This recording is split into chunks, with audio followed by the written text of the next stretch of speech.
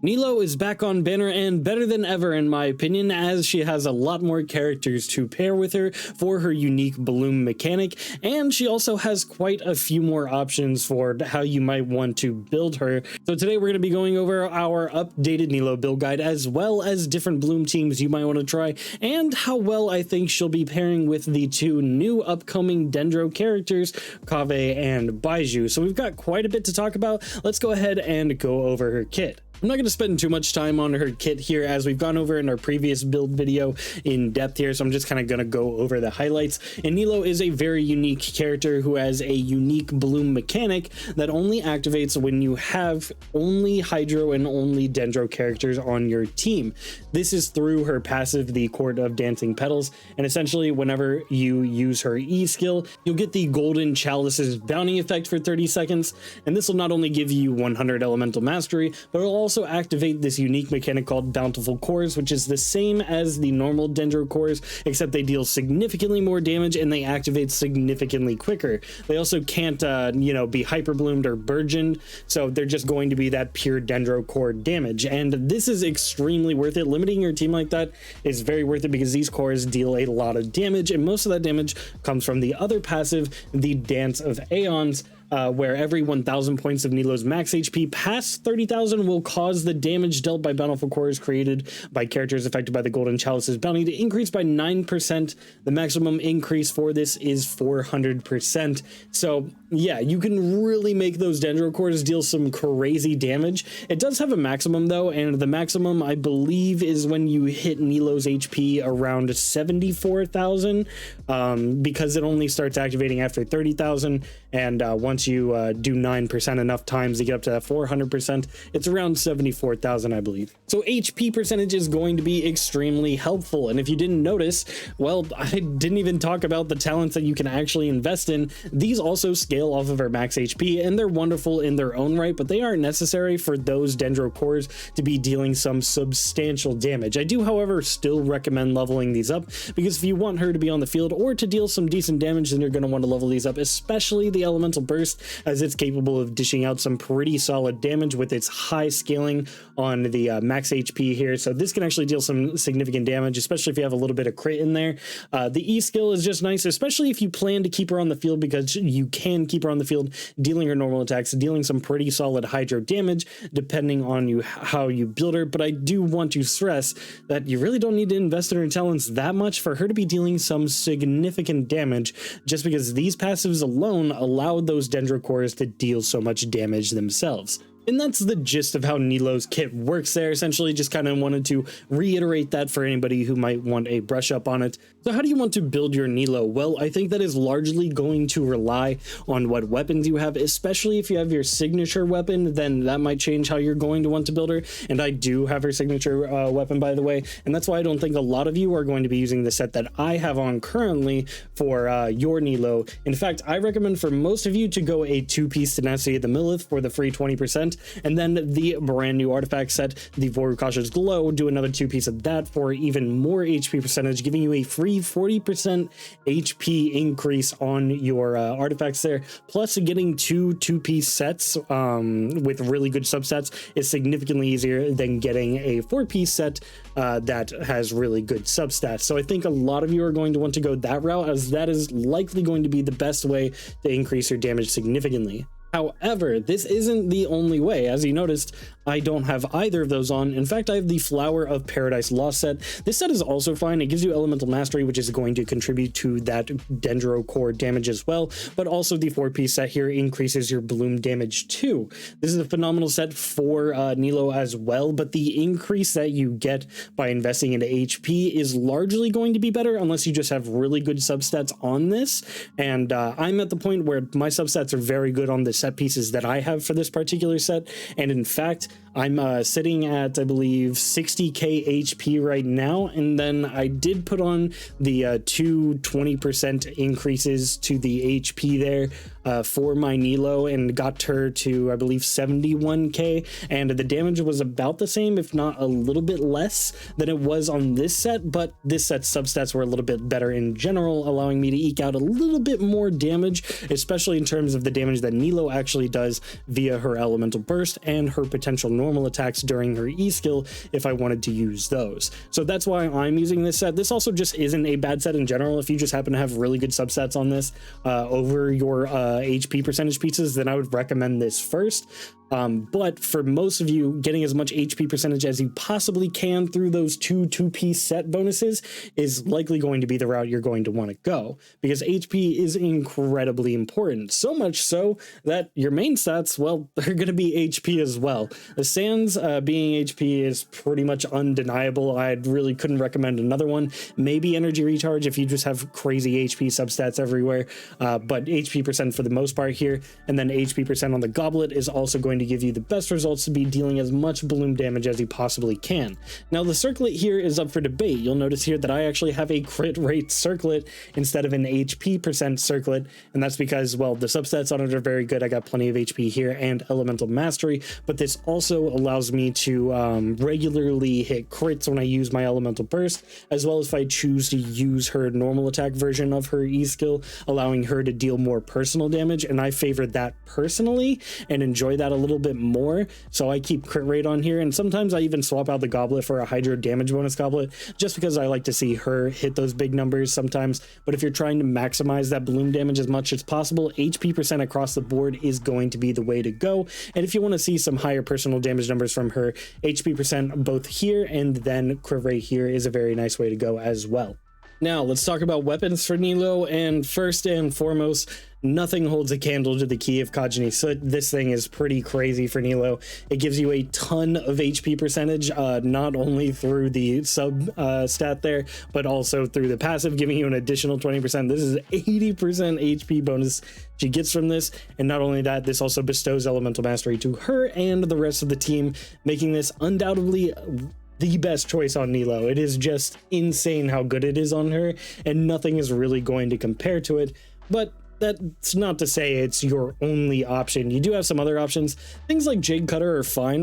This will give you some crit rate and a little bit of HP, making it a little bit better and allowing you to invest full HP percentage on your main stats there, and then you could still hit crits on your elemental burst and everything. I like this, especially if I'm trying to keep an on-field Nilou and maybe pairing her with units that aren't necessarily Dendro or something, as I do think that's a fun way to play her from time to time, going like Vaporize Nilou and using Jade Cutter for that, I think is a good time, and this is okay for the most part, but most of you may not have either of these, and I think your next best option is either easily going to be something like the Iron Sting, or maybe something like Tokabo Shigure, as those are going to give you some elemental mastery options, allowing you to at least ensure that you're dealing that good damage with your bloom by investing into that elemental mastery. You also have options of Favonia's Sword as usual. If you have enough crit rate on your substats, or maybe you're running your crit rate main stat or something because the substats work out better for you, then you could really generate some energy for her and your team with this, making this a pretty solid option as well. But as I said, nothing is really going to compare to something like the Key of Kajani Soot, as this is just blowing all of them out of the water.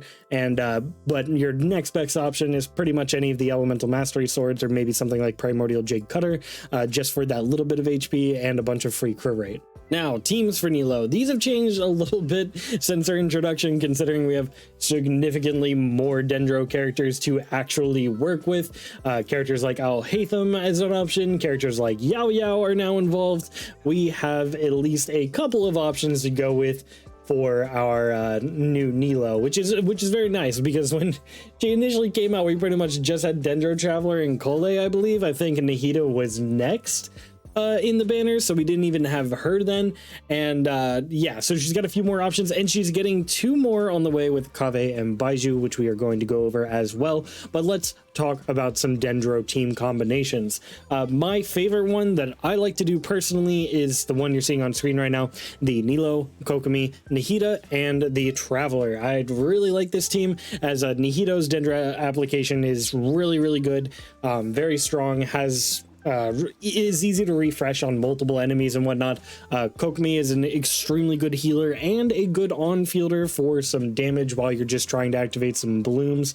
Especially at a distance, she has very good distance on her actual normal attacks, allowing you to apply hydro from afar, which is very good. So she fulfills that need for a healer as well as a pretty good on-fielder for the hydro application. Nilou, of course, to provide all the on-field bountiful core stuff, and then the Traveler covers a good AoE with his elemental burst still, and gives some elemental mastery with some of his constellations and whatnot. Excellent unit for these Nilou Bloom teams. But you do have some other options. I have been running around with a couple of other options that I've been enjoying. Things with like Alhaitham here and like Yao Yao, and then being able to put on somebody like Xingqiu or Yulan has been a lot of fun, especially because like Xingqiu has really good hydro application, same with Yulan, and then Alhaitham as an on-field driver of just dealing really good damage by his own right, and then having Yao Yao for the heals is very nice. I really like these teams as well. My only issue with this team so far is that Yao Yao's healing doesn't seem to keep up too well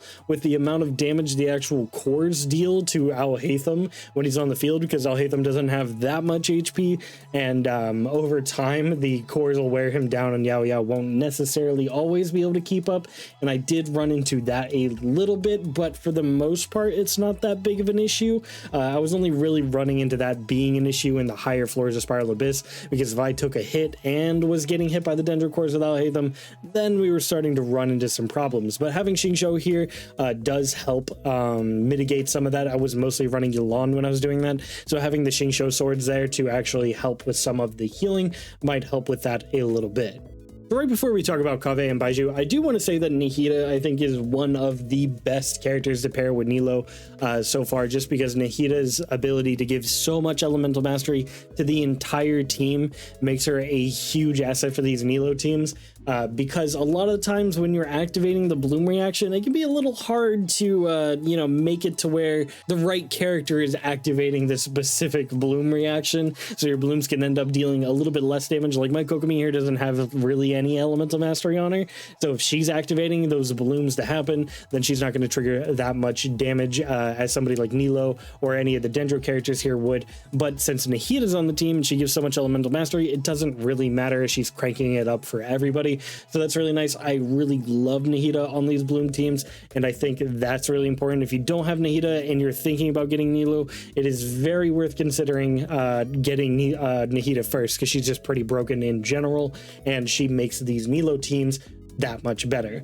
But let's talk about Kaveh and Baizhu, as I think that's going to really shake up the Nilou teams, as they are both going to be insane for Nilou, it looks like. From what we can tell of their like leaked kits online and everything. By the way, spoilers for Kaveh and Baizhu if you want to stay in the dark entirely.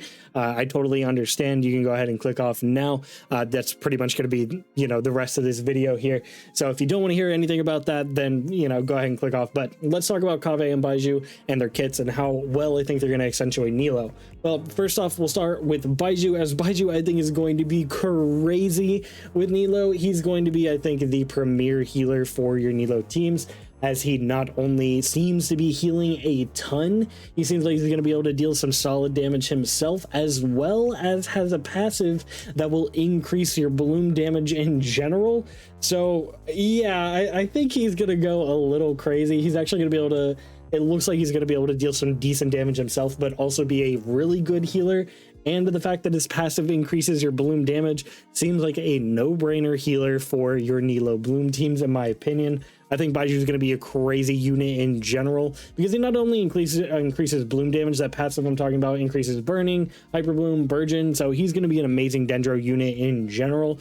But on Nilou bloom team specifically, he seems like he's going to be very good. And the same can honestly be said about Kaveh. I'm kind of shocked. Kaveh seems like he's going to be really good. His kit seems pretty interesting. I don't think it seems too broken, but there is a very interesting aspect to it where his elemental burst seems to increase Dendro core burst damage specifically, So that's really cool. I'm actually really excited to try that out. His elemental skill here can actually activate all Dendro cores in the area, which I don't think is really that big a deal because the bountiful cores seem to activate so quickly. But if you do have a bunch and you happen to use that at the same time, then it's just going to instantly activate them, clearing your roster to make even more, which I think is really, really cool. But the big selling point for Kaveh for Nilou teams is his elemental burst. Without a doubt, it specifically enhances Dendro core burst damage. It gives a modifier for Dendro core burst damage with the elemental burst, so I'm really interested to see how that actually maths out with the damage scalars on Nilou and everything, as he could be an excellent Dendro character for Nilou. And honestly, some of the best Nilou teams could end up just being Nilou, Baizhu, Kaveh, and then, you know, whoever else you want to add on the team. They might even be worth replacing Nahida. We will see. That is a large statement because, as I said, Nahida is really good on these teams, but yeah, Kaveh and Baizhu seem really good. Baizhu increasing core damage as well as Kaveh increasing that core damage. Seems like it's going to be very interesting for Nilou Bloom teams specifically. And Nilou Bloom teams already deal a ton of damage, so for modifying that even further, then things are going to start getting a little crazy. I do believe that'll be about it for today's video, though. I just wanted to reiterate on a Nilou build guide for you guys, in case you're wondering how some of the new artifact sets might have affected her, as some of them are pretty good. I think they're all pretty solid. The new ones are nice, and being able to get 40% HP percentage from the two pieces there is very good, and I think the way a lot of you are going to want to go. And I just kind of wanted to talk about that, as well as how good I think she was with Baizhu and Kaveh, as I could not be more excited to pair them with Nilou, as it seems like she's going to be even stronger than she is now, and she's already an extremely strong unit. But thanks for watching. I appreciate it as always, and I'll catch you guys in the very next video. Peace.